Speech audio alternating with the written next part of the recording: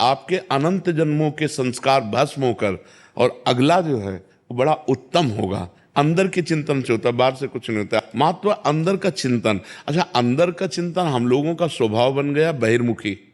बहिर्मुखी मतलब बाहर, बाहर यश कीर्ति लाभ विजय, इससे हमको सुख मिलता है। अंदर से कोई मतलब नहीं रखता कोई, कोई विरला ही अंदर से।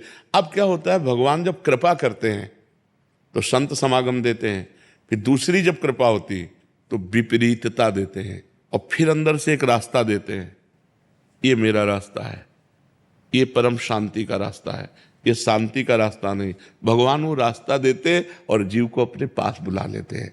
बिना प्रतिकूलता के संसार का राग नष्ट नहीं होता।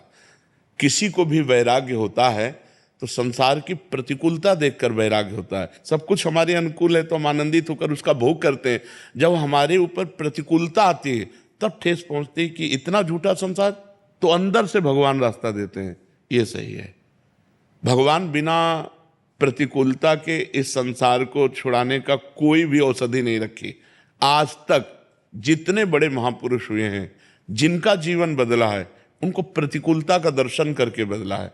तो कभी प्रतिकूलता आए तो उस समय आनंदित हो कि मेरे ऊपर अब भगवान की कृपा हो रही है, कि मुझे सतमार्ग में चलने की प्रेरणा मिल रही है। अगर सतमार्ग छूटा हो, ये सब तो एक सेकंड के लिए आप विचार कीजिए।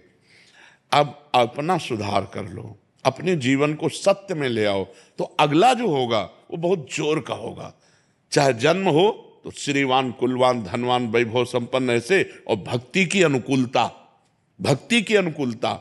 खास बात श्रीवान धनवान कुलवान नहीं, खास बात भक्ति की अनुकूलता। अगर इस जन्म में भगवत प्राप्ति नहीं हुई तो भगवान श्री कृष्ण ने गीता में कहा है कि मेरे भक्त का नाश नहीं होता, मैं कुलवान धनवान श्रीवानों के कुल में जन्म देता हूं और फिर पुनः भक्ति का माहौल देता हूं, और पूर्व का जो भजन छूटा हुआ हो वहीं से उसको।